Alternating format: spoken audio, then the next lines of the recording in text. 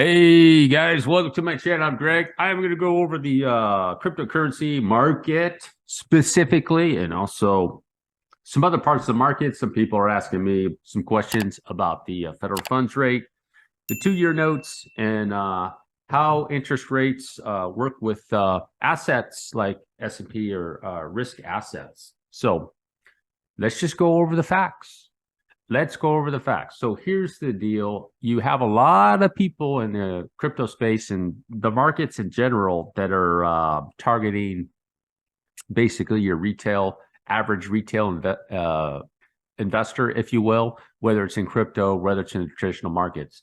My channel is not tailored to the average retail investor, if you will. I'm probably more of a targeted channel to help those that you could say maybe are a little bit more advanced or willing to see outside the box a little bit. That's where I would probably say my target is. So I don't have the opportunity probably, unless I go more just general and just start talking like just general stuff, okay? That like doesn't really help anybody, if you will. So the deal is that general channels that are just talking about general everyday stuff are talking about a pivot. I'm going to say this again. All right. The odds are, based on past history, once the Fed stops raising rates and does a pivot, the markets will crash. Okay. That's true based off history. It's also true that markets can go up when interest rates go up. You clearly have the evidence right here in the chart. Okay. So let's go over this. You see right here and here, this is the federal funds rate, and it's not even updated. It's only at 3.78. I'm also going to let you guys know, too, that according to the bond market, the Fed is bluffing. The Fed is bluffing. I made a previous video about that where the market is saying that this is the bond market primarily, okay? You have the bond market and what's going on with that market. I'm going to show you guys that in another example right here. Make it very simple. Try to keep this simple for you. Okay, so the market is saying that the Fed's probably going to raise at 25 in February and then another 25 in March, and it's going to be done. That's what the market is saying, the bond market. Okay, I'll show that to you. Here's another S&P 500. I have the S&P 500 at the top. I have the federal funds rate on the bottom. Okay, and it's matched up with it evenly. Okay, so you could say, when the Fed lowers interest rates, starting 81, kept going down. Oh, it went up a little bit and then came down. So here you go. All the way up to the dot-com bust. They're going down. So people are like, oh, yeah, rates are going down. So market goes up. But if you come over here, starting in March of 2014, you can clearly see it's going up to there. Well, interest rates are going up, right? So, which is it? Greg, which is it, man? Now I'm confused. The interest rates go up, the market should go down, but interest rates went up and it went up, right? So are you even more confused? Here's the situation: is the market is not the economy, okay? So what's going on in this area, all right, is the market's going through a correction while the interest rates are going up, okay? So in the 1970s, the 1970s is a very difficult area to suss out. Why? Because back here was a fourth wave correction in the 1970s bear market. This whole area right here is a fourth wave, okay? So it went up in A, B, C, I think what was it? A, B, C, D, E. Your triangle. It's your triangle, guys. That's what happened right there. It's your little triangle that decided to do. That's the fourth wave of the massive fifth wave the S&P 500 did. And show this previous video. So you put your A, your B, your C, your D, and your E. Okay? Fourth waves are brutal. All right, brutal waves in this here. So this is your 1, 2, your 1, 2, 3, 4, and your massive fifth wave. Okay, so it's very difficult to compare this to other sections of the S&P 500. You have a fourth wave of the third wave, and you have a fourth wave of the whole massive wave. So this is the second wave to the fourth wave, and this is a fourth wave of the third wave. So here's your 1, 2, your 3, 4, and your 5, your massive fifth wave. If you look at the fifth waves on the S&P 500, look at how massive they are, guys. So fifth wave over here. So the odds are that this over here is, in my opinion, it's not done. It's not done. It's got like, this is like 1, 2, and there's 3, 4, 5. So if I'm going off the history and saying, like, let's say somebody likes to use the history, S&P 500 says, oh, when interest rates are, when the Fed pivots, there's a crash. The Fed pivots, there's a crash, as an example, right? Well, I can go, well, when the S&P 500 enters the fifth wave, there is a parabolic boom. And when the S&P 500 enters another fifth wave, there's a parabolic boom. So there's a fifth wave, there's a fifth wave, and now we're in the fifth of the fifth. We're actually in the first of the fifth. So now the S&P 500 has a potential to enter the third of the fifth. What's that going to be like? It could be massive. But you got to remember that it's going to have a couple of these in it. So here's 1, 2, and it's going to go up, and there's going to be another. So if the S&P 500 is entered here, it's a second wave correction, and it's going into a third wave. There's going to be a fourth wave of however long this takes. It's going to be probably a lot worse than this. And there'll be that whole thing coming back again. It's the end of the world. Buy your gold, get your water, get your food, buy your canned foods, because it's the end type thing. So that'll happen. That's where the end of the world. After this whole mess came in here, I was around a little boy back this time, and in this area was a lot of back in the 80s where you need to get yourself prepared. These groups came out like, we got to get ready for the end of the world. Well, what happened to these guys right here? They're waiting for the end of the world. Most of those guys are dead. They're dead. And they died with their cans and if they had gold coins, they probably had those somewhere, maybe give them to a family. And all the extra water that they had, well, I guess they could use it to take a bath, right? So I'm trying to be a little bit facetious there, guys. So you can see plainly. So what I'm talking about is, if you look at the recent history of the S&P 500 right here, guys. So you see the Fed was raising rates up to about 2.5% all the way into October of 18, more or less. And there was a pause. So you can see there's a dip, and then it went up a little bit, and then the Fed lowered rates, and there was a crash right there. That's that crash, and then it went back up again, okay? So now we're in this area, okay?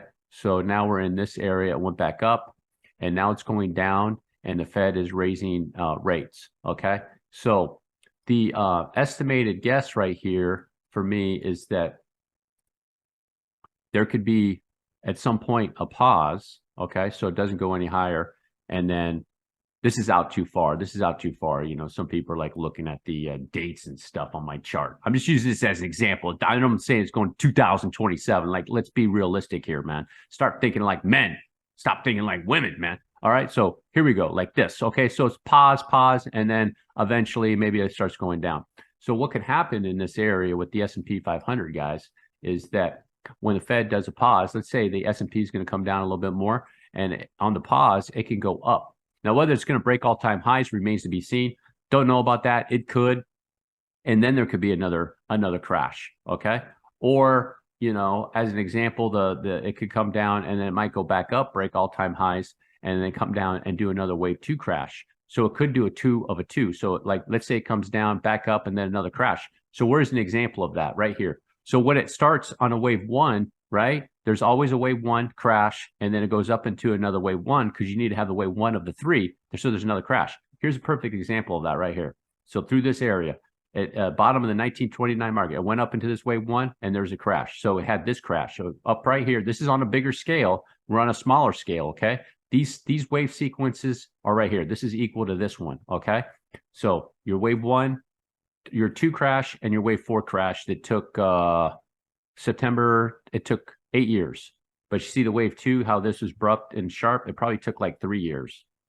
Yeah, 3 years. So 3 years, 10 years, okay? So that looks good. So it went back up into a wave 1. So wave 2 crash, back up into another wave 1 crash. So that actually could happen right over here, guys. It could come down in the S&P 500, They keep going down. The Fed is still going to be possibly raising rates. People say the rates did it, the Fed did it, because there's some people out there that believe Jerome Powell has a mouse pad and he's in the his federal wherever that guy is. You know what I'm talking about? One of those federal places, not federal, but like the Fed places. He's there with his mouse pad, right? He's like, you guys, let me see here. Get the Fed guys around. What do you think? We bring the S&P 500 down a little bit more, make them feel some more pain. Yeah, let's do it. Mouse pad right here. Boom. Oh yeah. Okay. All right. Have they felt enough pain? Have they felt enough pain yet? You think, guys? Yeah, we think so. Let's have the S&P 500 pump up a little bit. Oh yeah, there we go. Pump. There we go. There's some guys actually believe that. Like he's in there as his mouth pad, like I am, going, oh yeah, I'm going to do this and then back down.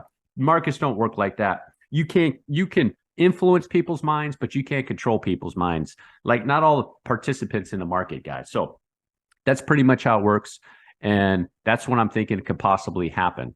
It's just going to matter of how far up is this going to go on the S&P 500. Okay.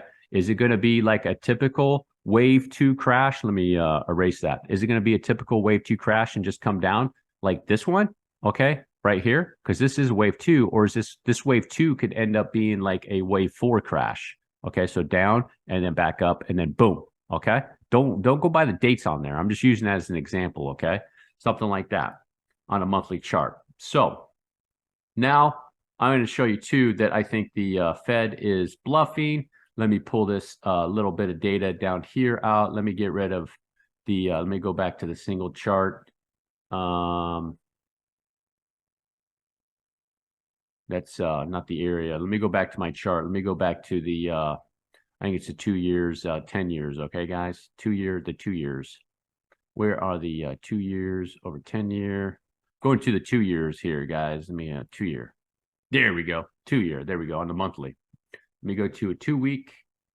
Go to a 2 week on a monthly. Okay, so here's the deal. Now I have the 2 year notes. The 2 year notes, treasuries, the interest rates on the 2 year treasuries. Do you see a pattern here? Plain as day, a pattern that's goes all the way back to March of 88. March of 88.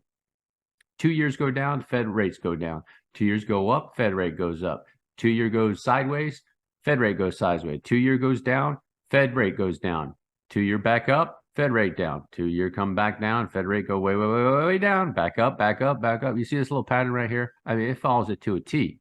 Now, here's the thing. What are the 2 years telling you? 2 years are probably telling you the Fed is really, really close. The market is correct, guys. The market is going to be correct on calling the Fed's bluff, okay?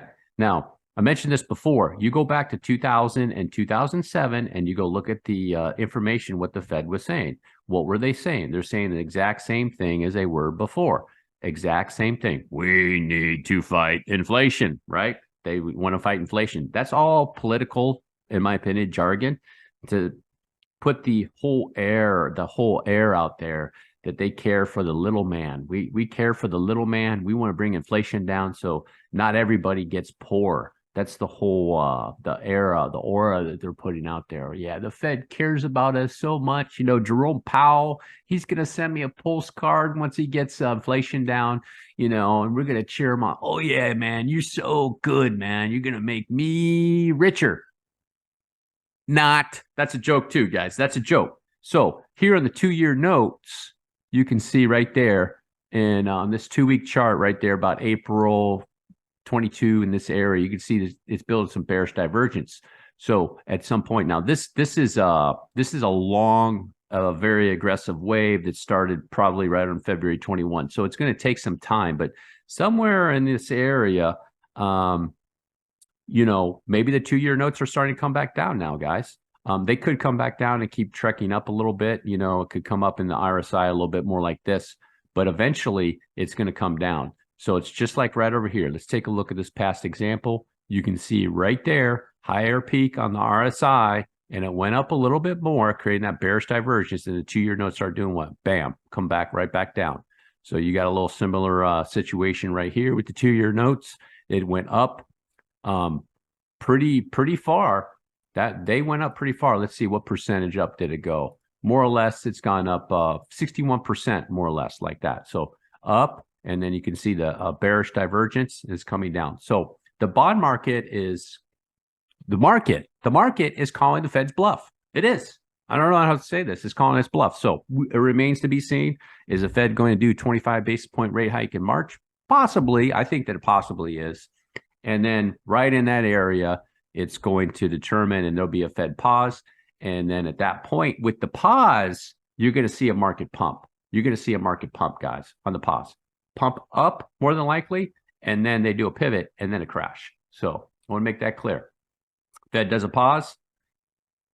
S&P 500 down a little bit more possibly, okay?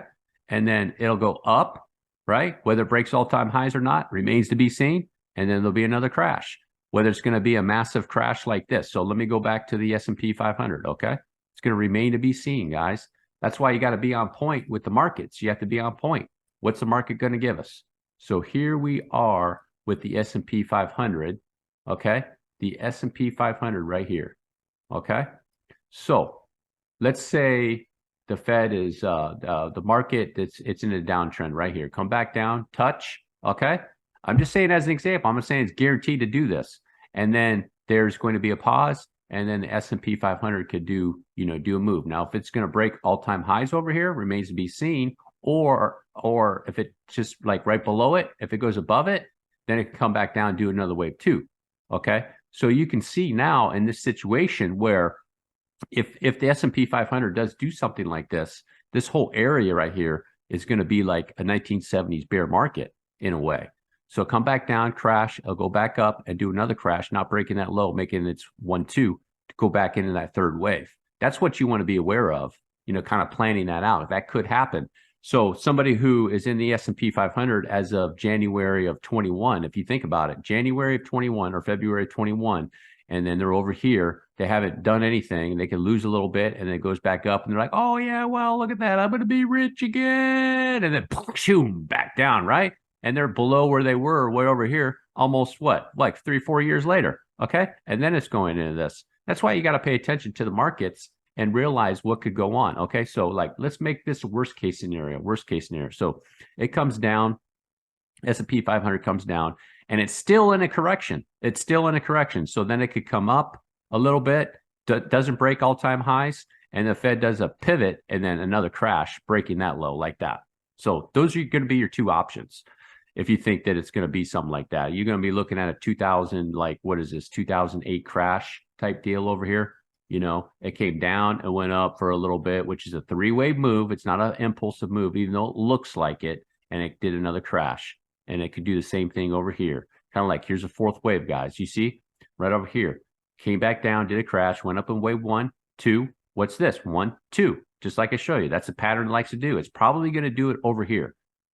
So 1, 2, 1, 2. Where's the 3? 3, 4. You see this fourth wave? You see the pattern that this is making right here? Here's your what is it? Your A, B. No, it's like this: A, B, C, D, E. See? That's right there is your fourth wave, guys. See, you put your little line right there. That's your triangle. Your fourth wave of your third wave, just like so. Okay. Fourth waves can be brutal. They're very, very brutal. That's like this was a little miniature 1970s deal right there. Okay. So you got 1, 2, 1, 2, 3, 4, 5. Okay. So you see in the S&P 500, I don't think it's going to do this move. I don't think the S&P 500 is going to do this fourth wave move, because the fourth wave in the S&P 500 has a history of being like your typical fourth wave, just like right here, and right here. Okay. That's the only data that we have. So more than likely on a miniature scale of the S&P 500 it's in an area kind of like this, except on a smaller scale. It's crashing and then go back up until 1, 2. So just think about it like right here. It's the same thing. November, let's say you invested in the S&P 500 in August of 1914. You're like, oh yeah, I'm going to be rich. Now, if you were just one of these guys who was like a hodler back then, if you're a hodler back then, well, it didn't work out too well for you, because you'd be like this. You'd be like, oh yeah, look at this. I'm going to be rich. And then bam. Oh my gosh, what happened? I'm poor now. And it goes back up. and then it goes, oh, I'm gonna be rich again, and then bam, you see, like 1914 to what? 1941. Look at this. See, 1940. Look, you didn't even make any money right there. So that's why it's important to keep track of the market, S&P, even if you are in the crypto market, to see what's going to be going on here, guys. This is going to be the next few months is going to be very, very vital. Okay, my estimated guess is what I think that could possibly go on is it's going to come down and break it, and then it's going to be on a run. Fed will be a pause, and it's going to be on a run for another all-time high right here. Okay, just beyond it, and then crash like this. This is what I'm thinking of. You have a good shot of happening. Back down. Okay, let's say 3,200 on the S&P 500, and then consolidate a little bit, and then boom, like this. Okay, now don't worry about those dates bound down there. I'm just drawing you a picture. Okay, so people get on my channel like, oh yeah, you did it out to 2027. This is just an example. Up, up. Okay, break all-time highs, right? Just a little bit, and then what? Boom. You see? You see? Like at that. That's what could happen, guys. And the people that are here, they're at the same spot right there. That's why you get down here, you ride the wave, you exit, before up there, come back down, you get back there again. Okay. So that's a really good shot of what's going to happen. So let's go to Bitcoin. I'm going off on a little bit on the regular markets with you guys, trying to put some of this stuff together, a little bit of probabilities for you. And let me see, where am I at here? SPX is on all my charts now too. What's up with this? There we go. All right, SPX on my chart. SPX was on all my charts right there. I was trying to compare it. So I had to get rid of that little portion of it, guys. So what we got here with Bitcoin, let me go to a 12-hour chart for right now. I like 12-hour charts. I like to compare the 12-hour RSI and the daily RSI. You can see a significant difference. So you check out here, down here in this RSI, guys, you see in the daily how this RSI is just right there. And then if you go to a 12-hour chart, the RSI is down there, so you get a little bit more data. You compare the 8. I like to do the 8-hour too. It's way down here.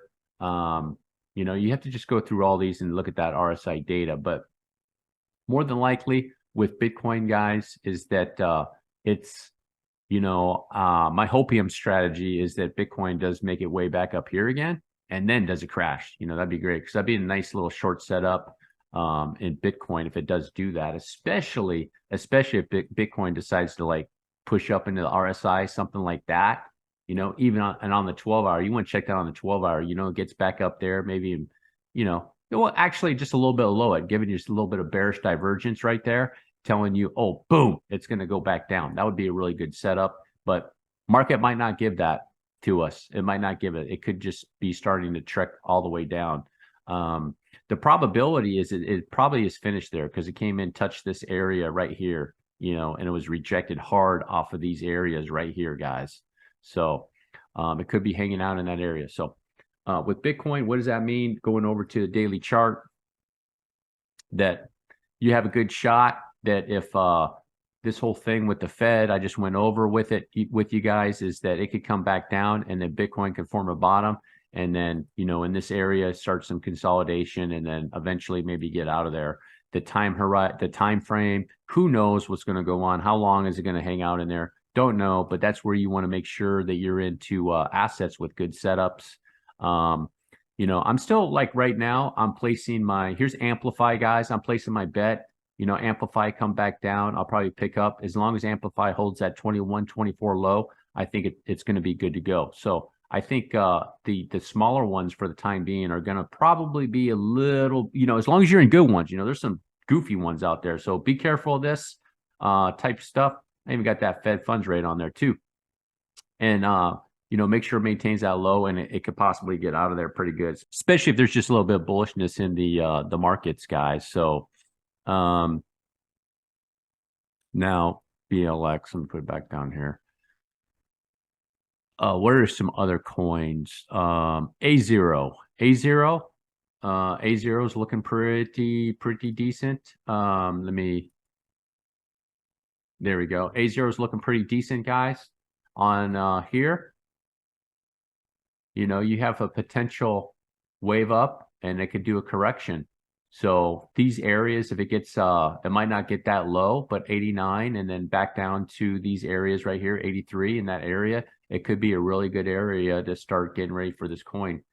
This coin's done a really good job of holding on to this, this sequence that it did, okay, and then correcting it and then trying to go off and start another one. It's just struggling because the crypto market is not very, obviously it's not bullish at all. It's just struggling to do that. But the good thing about A0 that I like is the setup is really good. As long as it maintains this low of 59 cents that it made back in, was that June? It's forming a bullish sequence, guys. It has a good setup. This setup on A0, smaller cap coin, I know. Oh my, stay away from those small cap cryptos. You're going to lose your ass if you're not careful. If you're not careful, that's true. That's what stop losses are for, guys. So this is setting itself up really, really nice, guys. So A0 is a coin that I'm going to be bullish on. I like that coin. Bond, another one, just checking it out. One bond to maintain this low. It broke that area, so it's coming back down. As another one I think could do pretty well, guys. Bond or Barn Bridge is another smaller cap one. Here we got Chili's. What is Chili's doing? Is Chili's trying to get out of there? Chili's it might be popping up to swing back down, guys. But Chili's definitely in the area. I just want to see it would be nice if Bitcoin would just finish its bottom to see where this thing's going to end up, But Chili's is definitely going to be one that, once the crypto markets are going to be finishing, or Bitcoin finishes its bottom in that area, which I suspect that it will, back down to 13, 14,000 area, somewhere in that area, generally speaking. And then, it could do something like this, back up, down, back up, down, back up, down, and then it could do something right over here. I made a video about that. You want to pay attention to that. You start seeing like something like this on Chili's in that area, just like that. You see it over here. That'll probably be the time. Okay, yeah, it's getting ready to roll. So, okay. Let's see here. What's another one? Checking out Energy Web Token. Energy Web Token actually looks pretty decent, guys. As long as it maintains that low of $2.93, coming back deep down back in the RSI, looking pretty good. Pretty decent. Flow is just lost it. The market has spoken. They don't like it right now. So Flux was another one. Flux maintained that low over there. And let me go over here. Flux is another one. Flux is another one, guys. I'm still bullish on Gala. I know Gala's getting hammered right now. Phantom, still hanging on to those lows right there. Definitely pay attention to Phantom. That 16 cents could have been the low. It's going to depend how ugly it's going to get with Bitcoin, guys, basically. Caspa made a run out there. Just gonna have to wait and see what that is, guys. I was checking it out. I was sniping some up at that just right below the half penny to the 0.4 of a penny in that area. This one right here, guys. I'm very bullish on this one. I like the chart. The fundamentals are looking pretty darn good. I see this has potential right here. Okay. It's just, I think that it does. I'm placing bets on it. I'm not lying to you. I'm not paid by any of these guys and or anything. These guys don't know me and I don't know them. And this one right here could really, in 2023, probably do pretty darn good. KDA, it's up into a wave and it's coming back down to correct it as long as it holds the 78, 79 cents low. You got a player right there that needs to hold that low. I'd be very disappointed if KDA breaks that 78 cents low, guys. Be disappointed. Lido, another one. It's coming down to correct this leg right here. I'm still thinking that Lido is going to be right down below 87 cents in these areas, guys. It's kind of what I'm expecting with Lido. And, another high risk play, but it's going to probably move over here. It's going to move pretty good, guys, just like it did right here. Expecting a wave right here, back down, and another one similar in nature to that size over there, guys. So if Ethereum is moving, this will be moving pretty much. Metis is holding on to those lows. It's kind of like A0, but a little bit weaker. And just coming down, hanging on to those lows right there, guys. This has got a wave sequence up, and it's coming down to correct it. If it maintains those lows, it'll be in a bullish sequence. These are the coins you want to be in. These are the coins you want to be looking at, coins with good setups and not really focusing on the ones that haven't really done anything. So as an example, Alluvium. Alluvium would be an example, guys, of that. Okay. I take a closer look at Alluvium, but Alluvium is one still has to prove itself. It has to prove itself. Prove it to me. Prove it to me. Okay. Near Protocol is another one. It just keeps dumping. So Quant, I'm looking at Quant. I'm really thinking that Quant's probably going to be making a move back down to these areas, guys. 94, probably maintaining that 87 cents area is what I think it's going to be going on with Quant. Checking down the daily RSI. And then if it comes back down here, you see the RSI all the way back down here, kind of like equal to that one. That's going to be really an area for Quant, guys. So Quant, I'm still bullish on, and I still have, if perhaps things are going to work out the way I work out with the Fed and the interest rates and possibly Bitcoin finding a bottom, as an example, $300 target on Quant, guys. $300 target, 3x, potential 3x. So Soul Phantasma, I'll go over that a little bit later. Soul Phantasma, there's not a lot of people like that, but look, Soul Phantasma, as long as it holds that 12 cents, guys, should be all right. Here's one. Got up this morning and I was like, oh yeah, there we go. It's looking pretty good. And then I realized it's all the way up there. Yeah. So you see this thing's already been sucked up. So the market likes this coin. So they like a trust wallet here. So it came down, it got sucked back up, bought up, it's back up there already. What is that? 30% probably? Yeah, 35, 40% already, guys. So Trust Wallet is another one put on your list for gains between now and all the other stuff that's going to be going on in the market, guys, in my opinion. UFO Gaming coming back down to test the areas down here. So the deal is with UFO Gaming, it's in a really nice spot too, guys. As long as it maintains that low, depending on what goes on the market, comes back down into this area, boom, it'll be setting itself up to get out of there, guys. Okay, that's a really good shot. That's what I'm gonna be doing. Just playing off that low. I'm not gonna say that number, but just put your thing right there and just look at that number, and that's it. Maintains that low, it will be good to go, and it's in a nice bullish sequence with a good setup. Okay, so those are the coins you want. XRP, XRP is struggling to maintain that area right there. As long as it maintains that, it can wick through there just like it did right here, guys, and still be okay with XRP. I'm not like super bullish on XRP or anything. Like, there's just going to be better opportunities in coins, guys. These guys talking about this like mega moonshot that XRP is going to be doing. You know what, guys? I'm not putting my money. I'm putting the lack of my money where my mouth is. I'm not going to go into that. There's no, in my opinion, based off my skills, there's not going to be a mega moonshot. There's not going to be a mega moonshot with XRP. Here's the thing.